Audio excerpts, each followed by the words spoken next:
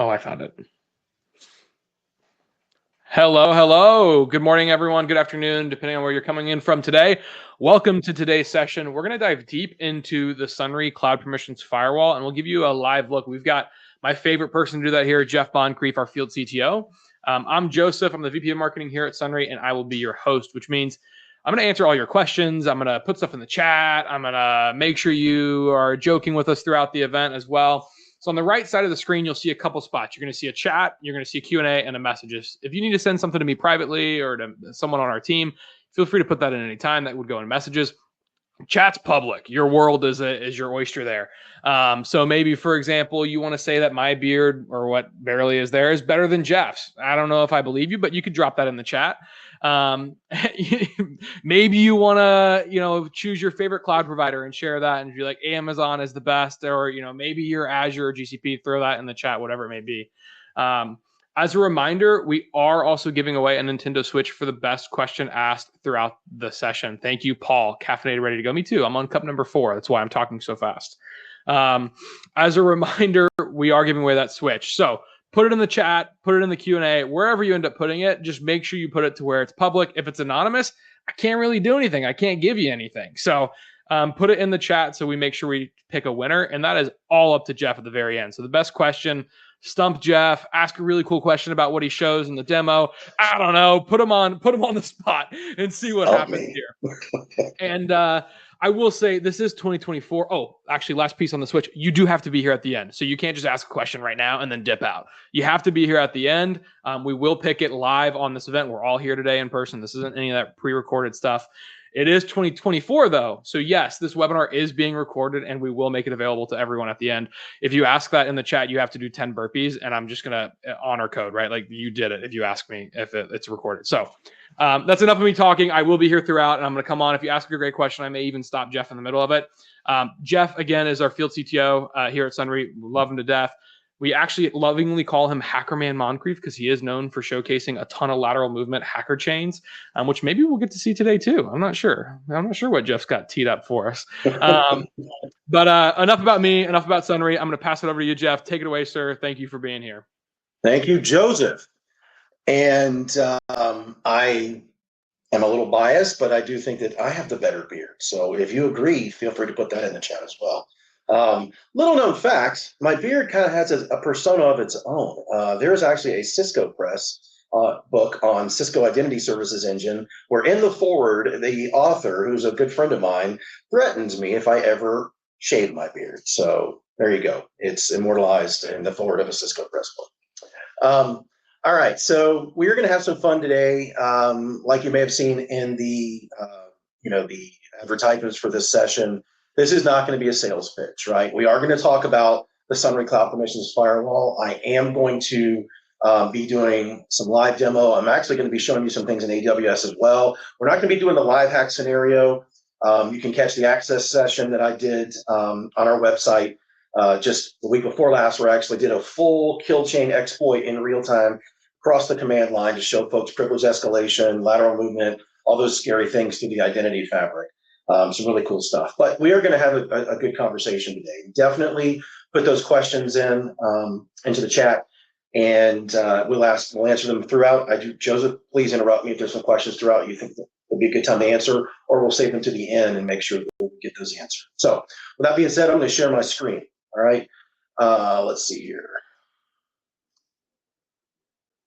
All right. Now, everyone should see this slide. All right. And I'll blow it up just to make sure. We can see everything all right. Okay. So we're going to talk about a big problem, all right, in the public cloud today as it relates to securing identity risk and securing all kinds of creepy, crawly, scary things, skeletons in your closet across the access fabric. I've been here a little over 4 years ago. As you may have heard from the Beard story in the Cisco Press book, I came here from Cisco Security, where I was focused on securing public cloud workloads from an infrastructure as a service standpoint. I was quickly humbled when I came over to Sonrai at what I did not know about securing public cloud workloads from a cloud native perspective. I thought I had it all figured out. I had no idea that the identity fabric was so powerful that it had so many different security risks that you had to be aware of, and that most importantly, a lot of folks weren't aware of it, and they didn't have capability or visibility into all of these different scenarios. Fast forward to today, across the years, we've been focused, and I've been focused just on helping organizations expose, illuminate, and have visibility into all of these identity risks in the public cloud, right? And we're talking about IAM, Identity and Access Management, in AWS, in GCP, Azure Active Directory, or which is now known as Entra ID, inside Azure, and all of the risks that are involved in those areas. A lot of folks don't realize it, but the identity fabric is the plumbing with which everything lives, breathes, and functions from a public cloud perspective. They think that, if we've got our VPCs and we've got our NSGs and we've got our security group rules and our NAT gateways and those kinds of things, that we're good to go. They don't realize that there are exponentially more ingress and egress points that can be poked in your cloud through the identity fabric where the network doesn't exist at all. And once someone gets in, they can exploit the platform the same way that they would a network. Same kill chains, same lateral movement scenarios, same types of objective achievement by the bad actors.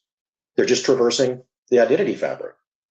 Big difference in plumbing, but the exact same scenario from a threat perspective. So now, having said that, when we do plug into these customer environments, it is overwhelming what we learn and what we expose about these environments, because they've been around for years. One AWS organization may have started with 10 accounts and now it's got, 210 accounts or something like that. Or you might have a GCP environment that's got hundreds and hundreds of projects, or Azure with tons and tons of subscriptions inside a single tenant. But when you dig a little bit deeper, inside all of those are lots of artifacts, okay? Things that are there from projects past and teams past that just were left behind, that were abandoned. All right. Or you might have lots and lots of identities that were provisioned through infrastructure as code, or whatever the means might be, Terraform, et cetera, but they're over permission, right? And we always call that right sizing. That's typically what we talk about when we talk about least privilege in this landscape. Is you have a bunch of unused permissions on these active identities and you need to right size them. Okay. And I think the really big thing that we've learned just in general, if I want to take even a bigger step back, the vast majority of what's out there in your public cloud environment that is turned on and enabled is not used. That is a fact. The vast majority of what we've uncovered over the years, time and time and time again, and you could be talking about native tooling as well. You could be talking about other third-party tooling like CSPM tools, CNAP tools. They're all going to show you that a big chunk of your cloud is unused. And that unused part of your cloud is generating a bunch of risk. Separation of duties violations, privilege escalation, lateral movement, third-party trusted access problems. And then you're presented with a problem, right? A landscape that is very daunting when it comes to how do you fix it? How do I actually take a bite out of this unused risk landscape and get these environments to least privilege? And I think that that's, super important, because that's what led us to creating, inventing the world's first cloud permissions firewall that we're going to be talking today, is because up until recently, the vast majority, if not all of the tooling out there in the market is really just focused on visibility and showing that you have a big problem that you need to go take a look at. And so I'm going to dig a little bit deeper here. Okay. So what do I mean by that? Well, I mentioned like CSPM tools or CNAP tools, or even CIEM tools, which is the market that we've been playing in for years here at Sonrai, are really focused on exposing unused identities. They're really focused on exposing overprivileged identities and just parts of your cloud that are not being used, services, regions, those kinds of things. But at the end of the day, they don't give you the capability to go fix it. They have a recommendation, but you've still got to go do that by hand. And imagine doing that hundreds, if not thousands of times on every individual resource that's being called out. It is impossible. I'm going to be that bold. It is impossible to fix this mess at scale across your entire cloud to begin with, and then certainly to govern that and keep it at that state moving forward in a very, very dynamic, ephemeral scenario, which all of our public cloud environments are. Okay, so what do you do with the typical tooling, right? I'm going to show you, right? So I'm going to log into AWS, and we're going to log into a production environment. This is live. This is, no trickery here. And I'm going to show you what this looks like. Okay, so I'm going to log into AWS. I'm going to go into IAM. All right, and you're going to see that we've got some roles and users and things like that. We're going to take a look at IAM Access Analyzer. I get asked about this a lot. We've got current tooling. We've got a CNAP, or we've got a CSPM or KIM. We're using IAM Access Analyzer or Entra ID, or maybe the Google Policy Analyzer. The story is the same with every single one of them. They're focused on visibility. Okay, so let's give you a least privileged example here. You've got 9 unused credentials. All right, we've got Sonrai 1, which is an IAM user. And if I go into the finding itself, what's it going to say? It's going to say that this particular access key was not used. You need to go delete it. All right, if I go into another one here, this sneaky Chris, it's going to say that it hasn't been used. You need to go delete it. You need to go disable access. All right. If I take a step back in Access Analyzer and take a look at some of the unused roles, there you go. You've got this builder role. What does it show me in the finding? It says that you need to what? Delete the IAM role. Okay. So I need to go delete this role. I need to go manage this one and disable it. This right here, I need to go delete this key. It's never been used. It's also attached to an identity called Sonrai 1. Okay, and you start to understand that using something like Access Analyzer, while it may give you visibility, it's actually giving you a bunch of individual things that you have to go do by hand. Okay, and I'm only in one account right now. Okay, when we plug in, we find that, unused identities range anywhere from 500 to, we're working with one customer right now that's got over 49,000 across 860 accounts. Can you imagine trying to do that by hand? Okay. We've also got over here unused permissions. Okay. Now this is the right sizing. This is the least privileged policy. This is removing unused excessive permissions. Well, what does the finding tell us? The finding tells us that, let the analysis pull up, that we've got an existing permissions policy and a recommended policy. Now, open up the preview here. You're going to see the before policy, secrets manager star on this resource, and then you're going to see the recommended least privilege policy, which is recommending just these secrets manager permissions instead of star. Amazing. Access Analyzer is showing you the actual required permissions and that recommended policy. And then look right here. There's the copy button. You copied it. What does this mean? It means that you've got to go fix this yourself. You've got to go talk to the development team or the DevOps team that actually is responsible for this identity. And you've got to talk to them and relay this to them, and they've got to insert it into their Terraform, and they've got to push out a least privilege policy, or you've got to go to this identity in the console and actually attach this least privilege policy. All right. And imagine doing this when the average organization that we work with usually has thousands of overprivileged identities that have excessive permissions that need to be right sized. It becomes an unattainable task. Okay. So doesn't matter if you're using Access Analyzer or any of those other, acronym soup tools that I told you about a second ago. It's the same story. It's visibility tools, but at the end of the day, how in the world do I fix this mess? Especially when we're strapped for, personnel or small teams a lot of times, and we're trying to really, really maximize our efforts here and get the most that we can out of our tools.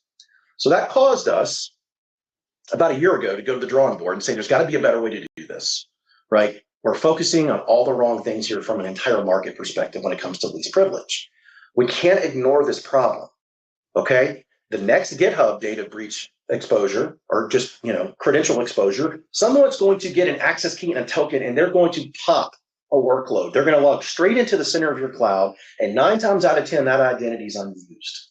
okay? Or they're going to pop a 0-day on an EC2 instance or an Azure VM, and they're going to be immediately attached to the inside of your cloud, because most people don't realize that those workloads can't function without that direct connection to the identity fabric so that they can access other services to do other things that the business needs. Okay, so we can't ignore it, right? So what do? That's what caused us, like I said, about a year ago, to take a step back and develop this. All right. I am a little biased, but I think that this is a beautiful interface. This is the world's first cloud permissions firewall. All right. What we did is we said, you know what? Let's, instead of focusing on the individual identities themselves and telling folks that you've got to go fix 10,000 things, which, by the way, you're never going to do, you're just going to walk away, right? Or you're going to pick a very specific area of your cloud where the crown jewels are to try and get that to least privilege. It is just, again, it's an uphill battle that you're never going to win. So we said, what if we, instead of focusing on those individual identities, we focus on securing the platform itself for folks? Let's actually come in and do real-time blocking and tackling across the access fabric itself. After all, it is what allows everything, like I said, to live and breathe in a cloud-native world. A service, a resource, a virtual machine, a workload cannot function at all without IAM. And a lot of folks don't realize that. They think it's just provisioning identities to log in and manage things. No, it is the new network. In a cloud-native world, it is the network, right? And we have to think of it that way. And so we developed this firewall, and it, like a firewall, like a next-gen firewall, if you would, is doing real-time blocking and tackling. And it is, instead of focusing on 65,000 TCP ports and UDP and ICMP and all those protocols, instead it's doing real-time filtering on 42,000 permissions across the cloud service providers.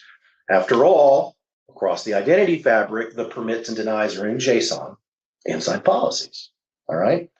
And so what we do is we plug in very, very simply with just a role. And this is an AWS scenario here. We plug in with just a role, and we are quickly able to illuminate this risk landscape that I was talking to you about. Okay. So think of it this way. You may be pushing out Terraform and infrastructure as code, and you've got your TF state files and all that, where you really have got a control on how my cloud will be configured. This is what's going to be out there, and this is how it's going to be configured. With this solution, we're actually showing you this is how your cloud is actually running. Okay. And in how it's running, we're showing you that a vast majority of that area, that surface area, is unused. Okay, now this is where, you know, the how do I fix this mess at the end of the day story. This is the next chapter in that. Okay, what we're doing here is we're exposing in this environment 4 primary areas of risk that make up this attack surface. Okay, the first one here is overprivileged identities. We've got 194 overprivileged identities in this particular AWS organization. I can drill down into different, you know, scopes, and we can take a look at those numbers if we wanted to really get an idea of what things look like for specific accounts, specific projects, OUs, those kinds of things, right? But ultimately, you've got 194 identities that are out there living and breathing and doing things, but they have too many permissions. Okay, instead of telling folks you've got to go fix 194 things with that single least privilege policy, one by one by one, instead, with a single button here, we can protect them. And what that does is it goes out and it puts a real-time control in the cloud environment using cloud native architecture. We don't add anything net new. And what it does is it says that you cannot use these permissions that you've been entitled that are dangerous or sensitive. That's another thing that we're doing here with the firewalls. We're saying that not all permissions are created equal. Okay. In AWS, for example, there's over 14,000 permissions across the 350 services. Think about that, 14,000 permissions across 300 plus services that you're having to be responsible for. We boil that down into 900 permissions that can actually hurt your cloud. Sensitive permissions, we call them. These are things that can make, break, delete, and create, okay? And what we do is we say, listen, these users, they're not using those those permissions. We're just going to protect them, and they're instantly going to be at least privileged with a single click. And you didn't have to write one single policy. Another way to look at this is, EC2, for instance. All right, we all know what EC2 is, and you can see that in this particular environment, we've got a bunch of different accounts. And you're going to see that in EC2 itself, there are so many permissions across security groups, instances, VPCs, all those capabilities. But there's really only 43 permissions that are dangerous. All right. And we're talking again about things like create internet gateway, right? Create NAT gateway, but certainly the deletes as well. And you can see that we've mapped them all to MITRE tactics. Okay. They're all kill chain based permissions. Why in the world would you want, I'm going to go back here. You're going to see that I actually sort by sensitive granted. You've got 10 identities in this particular account. Okay. Only one of them is using a sensitive permission. This single sign-on administrator account here. And 62 days ago, it used this particular EC2 attach internet gateway permission. We actually learned that out of the gate. We've got great analytics. We do a retrospective look back when we plug in, and we show you got 10 identities, but only one of them has been using one of these dangerous permissions, and it's this one, and it was used this long ago. And it's actually in this particular view because we're recommending it to you as a suggested exemption so that we don't break anything. It's going to need that permission. You can also add your own exemptions here if you wanted to, right? But the point is, this is symbolic, but not nearly close to what we see in production environments, okay? When we work with our live customers and we plug into their production environments, we usually see hundreds in this column right here. Hundreds of identities, person and non-person, roles, people, federated single sign-on access credentials that are granted these sensitive permissions in EC2 at this scope. But guess what? The sensitive activity is usually one or two. And what they've done is they've over-provisioned all of these identities, many times with star access or admin access, because they just didn't know and they didn't have the time to figure out whether or not those permissions were needed or not. And more often than not, those identities are left behind in artifacts, right? Things of projects past that might be used every now and then very sparingly, and they're just doing gets, lists, and reads, and they're not actually doing things that could be, dangerous. Anyways, the point is, with the firewall, you protect that environment, and you're protecting EC2 at a particular scope, and you're saying that only these identities that I have dictated here in the firewall will be allowed to use these sensitive permissions. Everyone else, you are not allowed to use those sensitive permissions, but you can still live, breathe, and function and do your day-to-day job. That's fine. Now, we know that this is going to, the needs of the business will change. People will need access to some of these sensitive permissions, and they're going to need to come in and do things, right? We have accounted for that. Half of the beauty of the Cloud Permissions Firewall is this great capability that we call chat operations. And what it allows is what we call permissions on demand, PODs, you can see here in this notification, where once you click protect here and that control is in place, any of those identities that you have protected across that service, when they try and use a sensitive permission, it's going to send a Slack, a Microsoft Teams message, or an email to an approver for that particular part of your cloud. Maybe it's the application owner, maybe it's the whoever owns the accounts, whoever that might be. You have all that flexibility to configure that here on the firewall.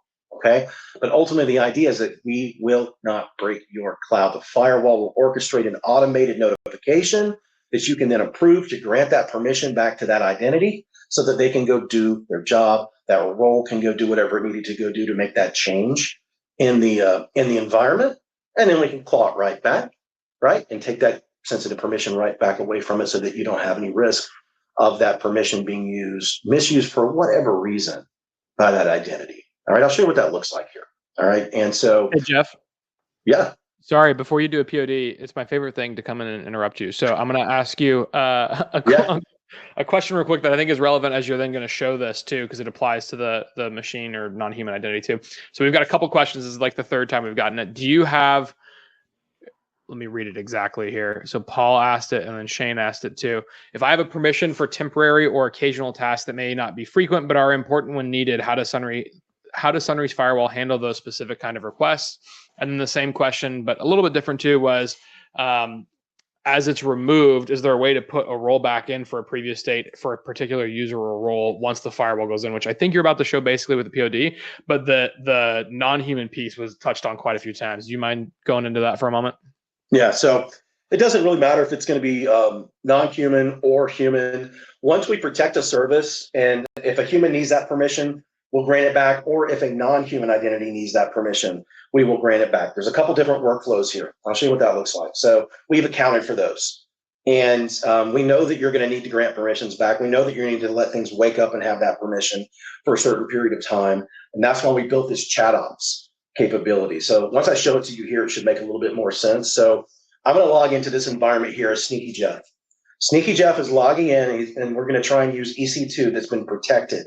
Sneaky Jeff is not an exemption, so Sneaky Jeff does not have access to sensitive permissions. This could also be a non-human identity, a role, an instance profile attached to an EC2 instance, an access key, the list goes on.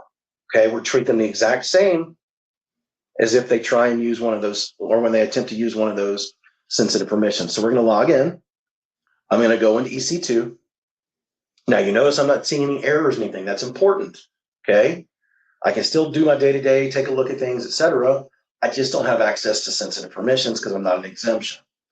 I'm going to go into security groups. Now, this is where things get hairy. Okay. I'm going to go into this Jeff pod test, and I'm going to try and create a new inbound rule, a new ingress rule for RDP into this particular zone. All right, I'm going to choose Jeff pod test. I'm going to try and save it. There you go. Okay. You are not allowed to use authorized security group ingress. You're not allowed to perform this operation. Sneaky Jeff is not authorized. Okay. It's exactly what you would expect. Okay. Now, and within a millisecond, in real time, what also happened was a Slack message was triggered. We have a Slack app. We have a Teams app. All right. A Slack message was triggered. And you can see right here that this ARN, Sneaky Jeff, was just denied access to use the permission I just tried to use in that account that I just tried to do it in. And here you can see the identity, etc. If I wanted to see the request in the firewall, I could pivot back into the firewall. That's all logged there as well.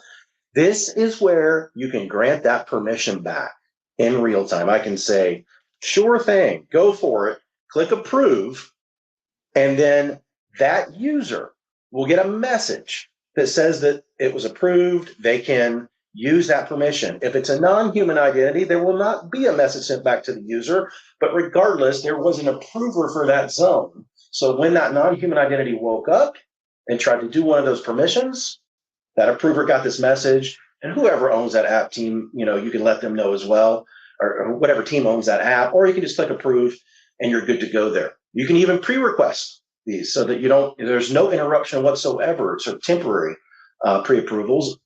You can time box these, so I can say that this is approved for 2 hours, or you can make it perpetual to where it just makes it an exemption. And that firewall list that we were taking a look at a second ago, I can just click approve. You can see the request was submitted successfully. Approval succeeded. Now, Sneaky Jeff, he's going to get a Slack that says you're good to go. You got the permission. He just retries. There you go. You just saved yourself days of trying to figure out why you were blocked, trying to figure out who blocked you, opening up service desk tickets, Jira's, ServiceNow requests, you name it, trying to figure out why you were blocked, and not to mention the disruption that may have caused to the business. Okay, so that's kind of a nice capability that we've got to grant those permissions back either temporarily or perpetually to those different resources that try and wake up. I'll stop there, Joseph. Any questions come up since I just showed that? Oh, so many questions. We have, a lot. You want to wait or answer some? There's one that was about POD. Give me 1 sec to find it in the long line.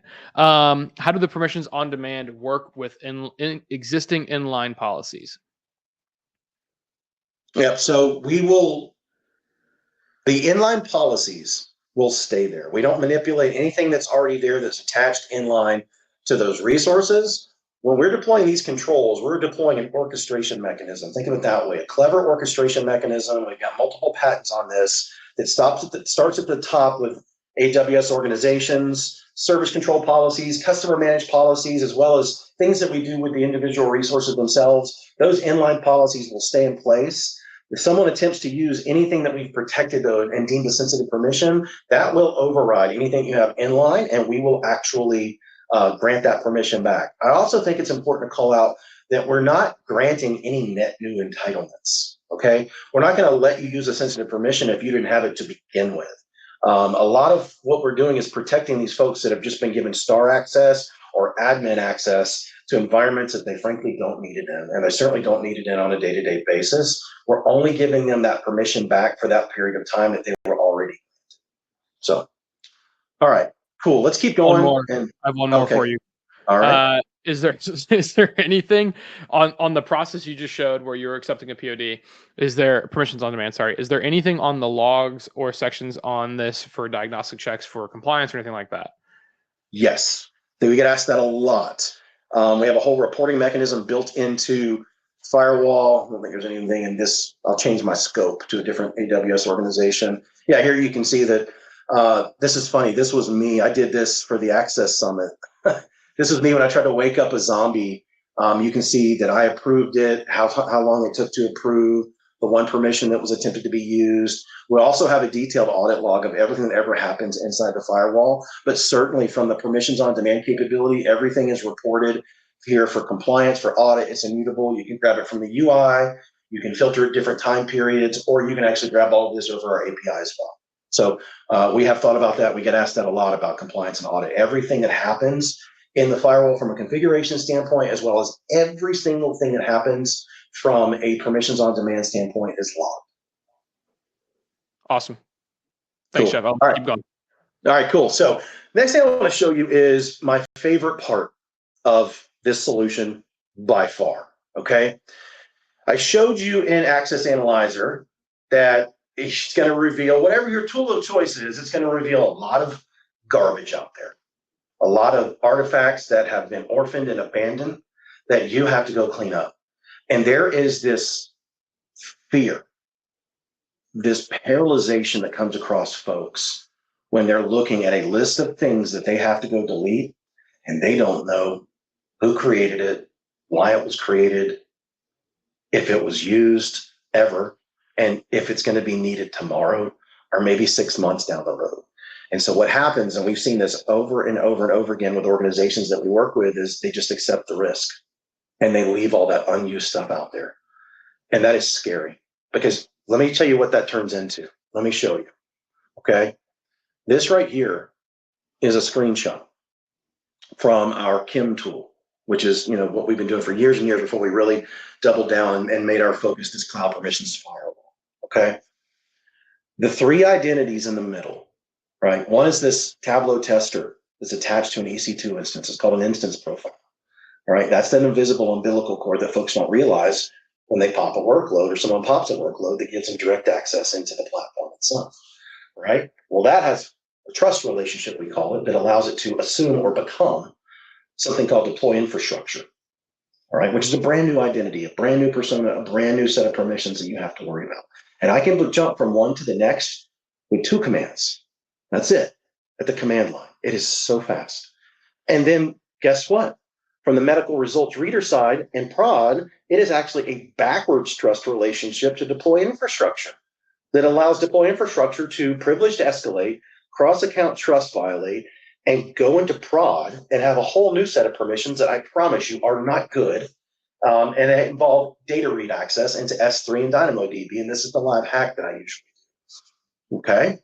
Now, what we've learned over the years, by far, the vast majority of the hops on these lateral movement chains are unused. All right. And again, CNAP tooling, CSPM tooling, KIM tooling, they all show you these crazy, scary lateral movement paths, but they don't give you a way to fix them. Okay. This is the first time that you can actually fix this mess at scale safely. These 3 identities are unused. Okay. So what do you do? How do we help you with that? Okay. We have illuminated them here. We call them zombies. We are saying that you don't have to spend days and sometimes weeks to figure out all 97 of these, of researching, all the manpower, all the hours of figuring out whether or not you can safely delete these. Now, am I saying that you should never clean up the garbage? Absolutely not. You should clean up the garbage, but that takes time and it can take years. And by the time you've done it, guess what? The problem is remanifested from infrastructure as code pushing. Infrastructure is code pushing. Okay. And these identities become stale. They're not used. So if I hit preview here, you're going to see that, in production here, this particular scope, we've got person as indicated by this icon and non-person identities as indicated by this icon that haven't been used in 4 months, 5 months, 6 months, a year and beyond. Okay. And we are saying you no longer have to go focus on 97 identities that you have to delete. Instead, we're giving you the brand new capability of quarantining them. What does quarantine do? It instantly puts them in identity jail. Okay, it is fantastic. What it does is it essentially puts a virtual wrapper, if you will, around every one of these identities, and it says you cannot use any of the permissions you have, not just sensitive, but any, unless the firewall says you can. This is why I call it identity jail, right? We quarantine the zombie, okay? So with one fell swoop, you have removed all of that risk with all 97 identities, and you didn't break anything. Why you didn't break anything? Because you didn't have to delete anything.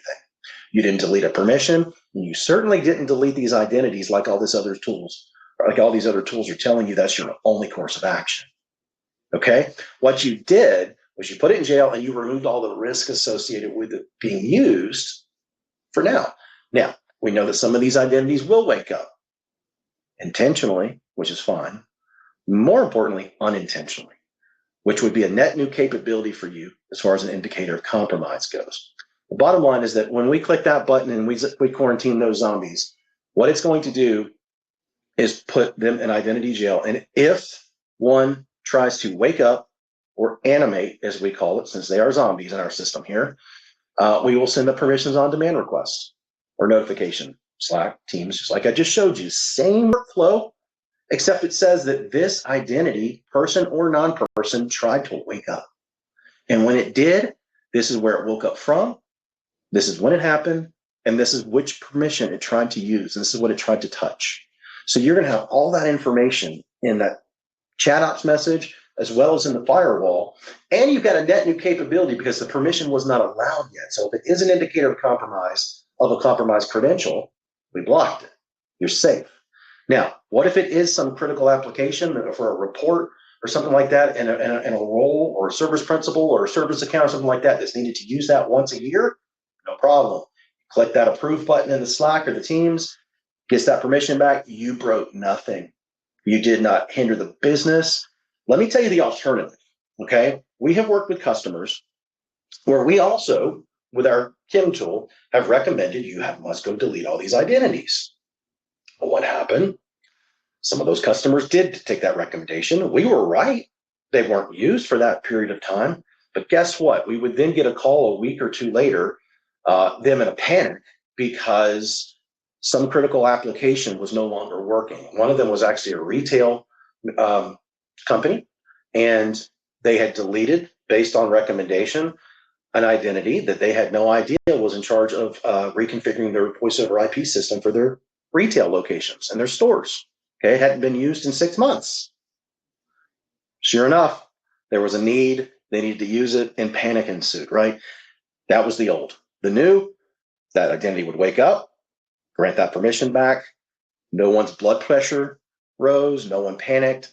Everything's good. But the point is, all of that risk with all of those identities, once you quarantine them, is gone. You've completely removed that conversation from the table.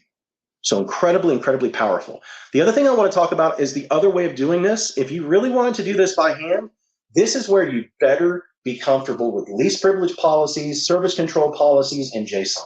That is the only way that you are going to be able to accomplish this by hand.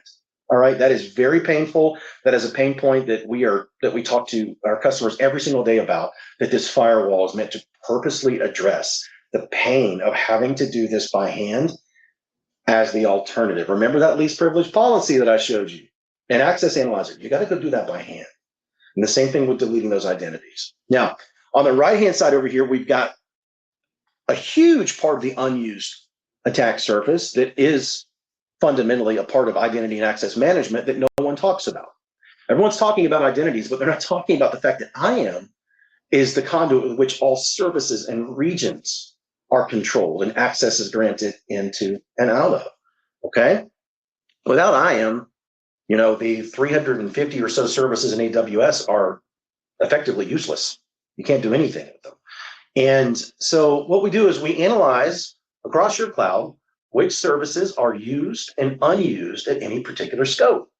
Okay? You can see that across this cloud, we've got 130 total unused services. If I wanted to break down and just see what the web app is doing, it's got 141 unused services. Okay? And here we just disable. Now, you could also disable them individually, one by one. Okay? You have that capability to them either one by one or in one fell swoop. But the bottom line is the vast majority of what's out there and turned on by default when you create an AWS account or an organization, it's all turned on. All right. Folks don't realize that. And the vast majority of it's unused and it's creating unnecessary risk to the business. You're talking about collapsing lateral movement chains, the chains that I just showed you. When you do the zombies and you do the unused services, it is fascinating to see what happens to your CNAP tool, your CAM tool, or whatever it might be that's showing you all that identity risk. The dials quickly move in the other direction from a risk standpoint. Okay. You think about things like SageMaker. Okay. If you're not using SageMaker, why do you want that enabled? People don't realize that you can put every network control in the world in your cloud, every control. And all it takes is one person in SageMaker going into create a pre-signed, this one right here, pre-signed notebook instance URL.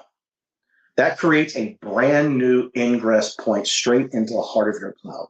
Bypasses every network security control that you've implemented, right? Why would you want that risk?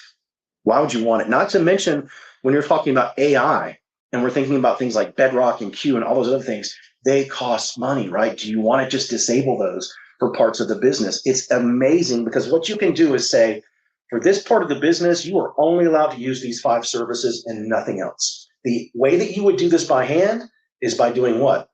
A service control policy. All right, you want to see what that looks like? I'm going to log into my organization right here, and I'm going to show you. You have to log into AWS organizations because that's how service control policies are managed. There's a little tidbit there. I'm going to go into IAM. And here you're going to see service control policies. Okay, look at this one right here. Deny, direct connect, star.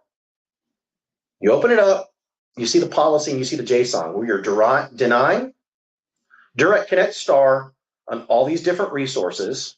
Okay, and then you're going to see when I go back that it's attached to three different entities, i.e. accounts. Okay, imagine having to do policies like this by hand for all 350 services at different scopes with different sets of allows, different sets of denies. And guess what? Tomorrow, even if you get it done, the needs of the business change and you've got to go fix it by hand.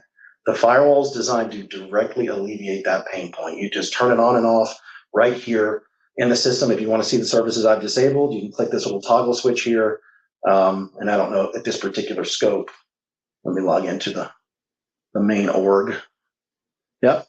You can see partially protected and protected services here. I know that I've disabled light sale, but this is where you would see those protected and disabled services, right? And the same thing for regions. You'd have to do this by hand. That is also written by hand using service control policies based on regions. Here you can see which regions are being used and unused, and with a click of a button, disable all access. This is super important for HIPAA, GDPR, any sort of geodata transfer compliance violations. Our customers, they seem to love this because, again, the alternative is doing it by hand. And here you just, with a click of a few buttons, you immediately remove that risk associated with these. And the great thing is you can make a declarative statement now for the first time using the firewall of, this is how my cloud will run. And we're going to be recommending new zombies, new unused services as they also come about. And as your cloud changes and as time goes on. So we also help you govern it moving forward. The other great thing is we don't expect folks to be in this cloud, in this interface a lot, right? You set your ground rules, you set your configurations, and then anything that's needed really on a day-to-day, that's handled by the chat operations. And you'd be surprised. A lot of folks are like, oh, that could be a lot of messages. We've actually found that the majority of organizations, when they deploy these controls, they're not having zombies wake up day in and day out. They're not having folks that are trying to create, internet gateways and turn off CloudTrail on a day-to-day basis. The chat operations messages are actually pretty minimal at scale. So again, super excited about this capability. Hopefully this demo was helpful to everyone. We do have a free trial if anyone's interested, 2 weeks. And, I'm more than happy to talk to you about it and help you, see what the firewall can do for you from a visibility standpoint, and then certainly from a blocking and tackling standpoint. So with that being said, I'm going to shut up and turn it over to Joseph and stop sharing my screen here. There we go. And let's see if we got some Q&A. Oh yeah, we do. And while we're doing that, while I'm pulling it up, I'm going to actually have Matt on our team in the back. He's going to drop in a link to get access to the firewall for free. So you get access to the Cloud Permissions firewall to deploy in up to 5 of your AWS accounts. So give that a shot there in the chat. While we're pulling up these questions, keep them coming. As a reminder, we're going to give out the switch here at the end of the best question. There is no great random choice. It's going to be Jeff and I picking what we think is the best. So just know that it's going to happen. So ask a good question. Maybe you get a switch. If you don't, I'm sorry. All right. I'm going to try and go in order here, Jeff. And we're going to do rapid fire. Is there any information on SCIM, SCIM, and resource models within this aspect of the firewall? So typically when we think SCIM, we're going to think of things like AWS single sign-on, AWS IAM Identity Center. We absolutely can track back to SCIM. We can track back that granular in the firewall. We can show those individual identities themselves when they're logging in, which ones have logged in, which sensitive permissions are they using, are they not using any? But so we can actually track it down to the individual identities themselves, regardless of who the provider might be. All right. This is another question also from Shane. On this example, this was in the very beginning. On this example, I heard you talk about Terraform. Do you have an example with ARM templates? With ARM templates? No, I don't. I'm sure that we could work just fine with ARM templates. The vast majority of, 99% of the folks that we work with are Terraform shops. And we don't generate Terraform ourselves, by the way. When we actually do our protections, they're actually CloudFormation based. And you take that CloudFormation that deploys our controls, and then there's a reconciliation that comes back in with the firewall. Okay. And then if you want, it doesn't matter if you're using Terraform to deploy your infrastructure or if you're using ARM templates, that's fine. We will coexist just fine with them. We won't interfere with them. Again, it is a very nice a combination of technologies, if you will, because your ARM templates or your Terraform, they're going to be dictating the way that your cloud should be configured. We're going to come in on top of that, and we're going to say, well, that's great, but we're actually going to dictate how it will run regardless of how these different identities are configured from a permission standpoint. Good question. Right. Good question. I'm going to bounce around here. What processes or tools are used or should be used to regularly audit and review permissions to make sure of consistent least privilege access? You kind of answered that. Access Analyzer is the free one. Yeah, there's really plenty.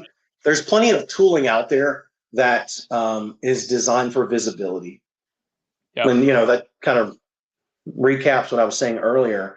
But if you're looking, we've been in this world full time for years, and it started out with really Sonrai and cloud infrastructure entitlement management, really purpose-built tooling for visibility into identity risk, unused permissions, unused identities. And then as the market kind of caught on to this is no longer a nice to have, we can't ignore this, we have to bring our head out of the sand, right? Then you start to see the capabilities start to creep into CSPM tooling. Then you start to see it creep into CNAP tooling, as well as the native tooling itself starting to get a little bit better at analyzing things like that. Bottom line is, at the end of the day, it doesn't matter which tool you're talking about or which type of vendor it is, they're all recommending least privilege policies. They're recommending you delete things. They're recommending you fix this attack path with all these unused hops in the middle of it. And you're just staring at a problem. That is hands down the truth. You're staring at a problem with the current tooling. This, what I just showed you, throw the staring conversation out. Think of it as a hammer. It is meant to come in and for the first time, actually fix this mess, but do it safely so that you're not worried about job security because you just screwed something up by deleting.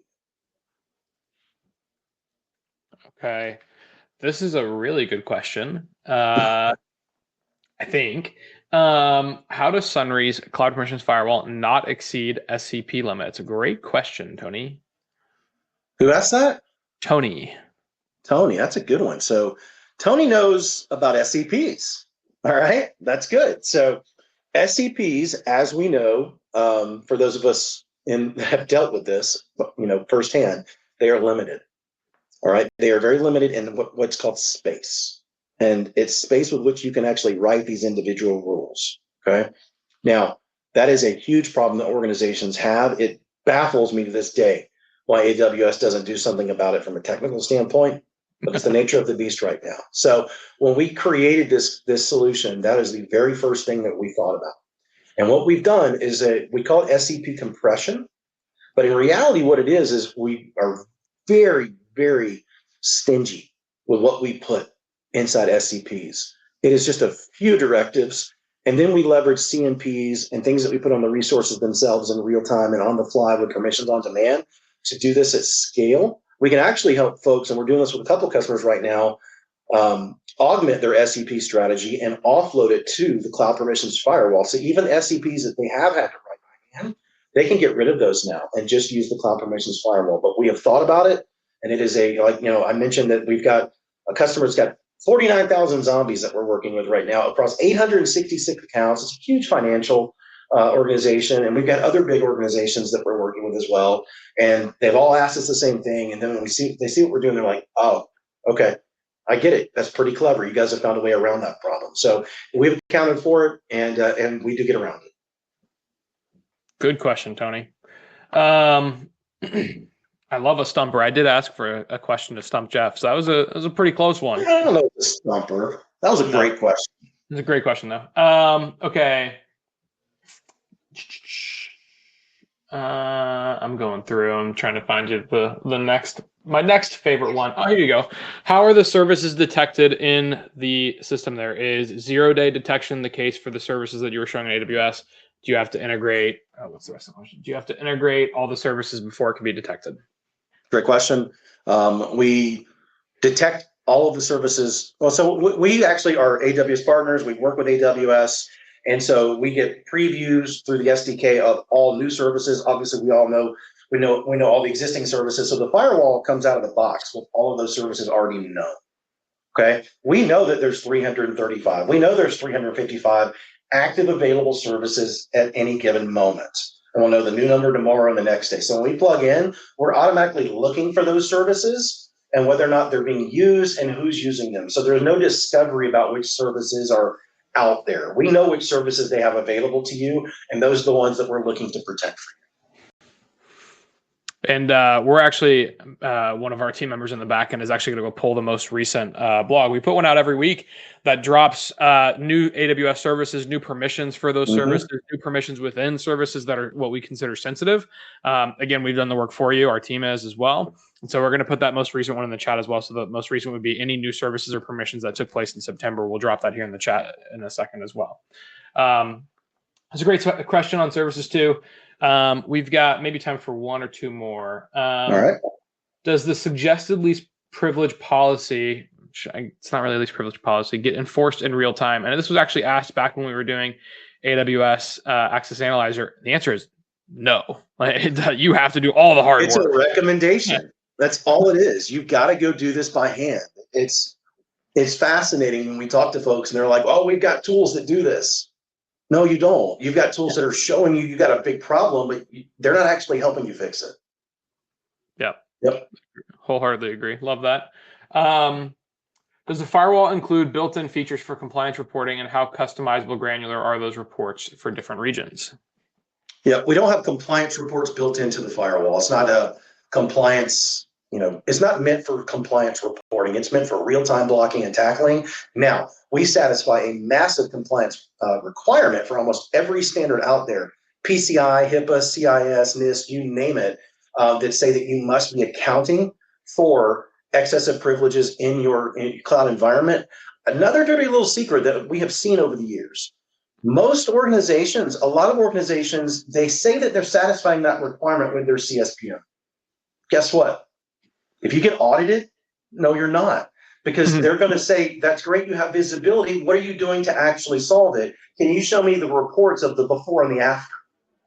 And then you're in a really awkward conversation because all you've been doing is monitoring unused identities and excessive privilege in different zones and saying that's your checkbox, your check mark, we're good. But you're not actually getting any better. So I would argue that this for the first time allows you to finally adhere and prove that you're getting better at least privilege over periods of time in any specific environment of the firewall management. All right, and here's the last one I'm going to end us on. We have Qualys, another tool. We have a tool that does some work with this scenario and showing the problems, but how do customers jointly tie these dev tasks in this section? I think that's a great question. How do you actually prioritize what's being done in the firewall versus other tasks? So I'm actually reading it. We have Qualys. We do some work with, what are UDCs? I'm taking that as the tickets that we just saw. So that's what how do customers jointly tie these dev tasks in this section? I don't know. That's a little ambiguous. I'm not certain exactly what question's being asked there, but from a prioritization standpoint, I would say it's all about scope. You start small in specific scopes just to make sure that you understand that the firewall does it does work. It's real. All right. These functions are, we're doing some real-time blocking and tackling, and then you start to focus on very specific zones that you would want to start to deploy these controls into.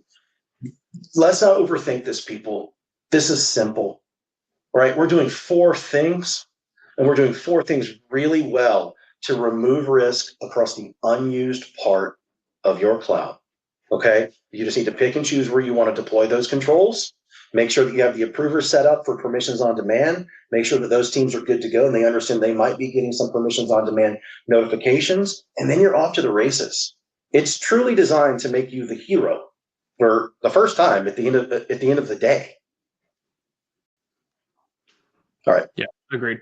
I think we're at time here. Let me go through the answer real quick. I'd say I had Fernando's question, Tony's question, Shane's question. Those were I get to pick though, right?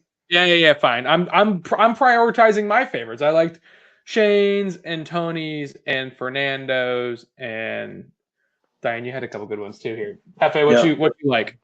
All right. So we had some good questions, but I must pick one. I'm gonna say, because it was definitely, this person knows exactly, my guess is they know the pain of doing this by hand, which is something that we love talking about, and that's why we developed this.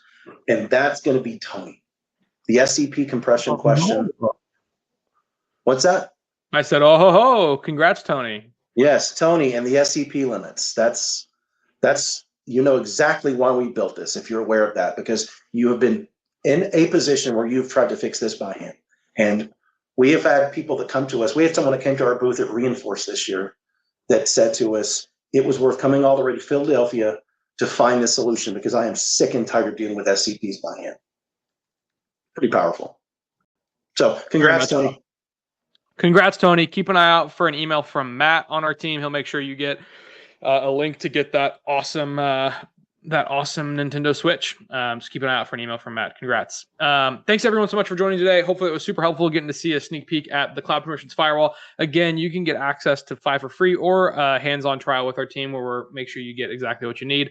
At the top, there's that big button that says free 14-day trial. Click that button if you want access to a trial. We'll make sure you get in touch with our team to get that set up pretty quick. And you probably will talk with Jeff actually as well. So as you saw, there's a lot that we can do. We will absolutely send out the recording, Fernando. Yes, I see that on the side. We will send out the recording afterwards. If you have any other questions, you want to talk with Jeff, you want to get techie with Jeff, feel free to do that. Hit him up on LinkedIn as well. Definitely. I love talking about this stuff. I'm happy to help. And even if it's just helping you develop a strategy, it doesn't have to be product focused. This is the world that I live in every day, so I'm happy to help. Awesome. Thanks y'all so much for being here. We will see you next time. Have a great rest of your Thursday. Thank y'all.